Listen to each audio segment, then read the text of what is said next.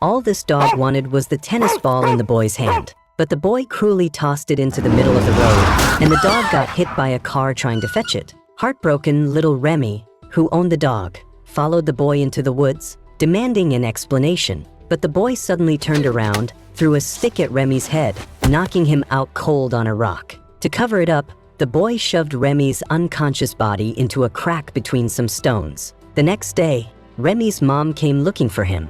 Antoine, the boy, stayed unervingly calm and casually pointed off in a direction. The mother searched desperately, but found nothing. The neighborhood and police were out looking too. Antoine was brought in for questioning, still calm as ever. But then someone told the police they saw Antoine and Rémi heading into the woods that day. Cornered, Antoine changed his story. He admitted going into the woods but claimed he never saw Rémi. That night, a violent storm hit.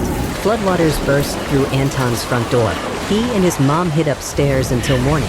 When the storm finally passed, the town was in ruins. The very crack where Rémi's body was hidden got buried under a landslide. Everyone was too busy dealing with the disaster to keep searching for the missing boy. Antoine figured his dark secret was buried forever. 20 years later, Antoine is now a doctor in the same town. Nobody talks about Rémi anymore, but things are about to change. Plans to redevelop the area include tearing down that very forest. Antoine panics. Late one night, he sneaks back to the scene of the crime, but hears the sounds of logging nearby and runs off in fear. That's when workers uncover a human skeleton wedged between the rocks. The next day, the mayor announces the truth. The boy died from a head injury, and a single brown hair belonging to a white male was found on the body. Rémi's parents demand that every resident take a DNA test. Antoine's heart nearly stops, but the cops shoot down the idea, saying it's too expensive and unlikely to get approved. All they can do is store the sample and wait for a match someday.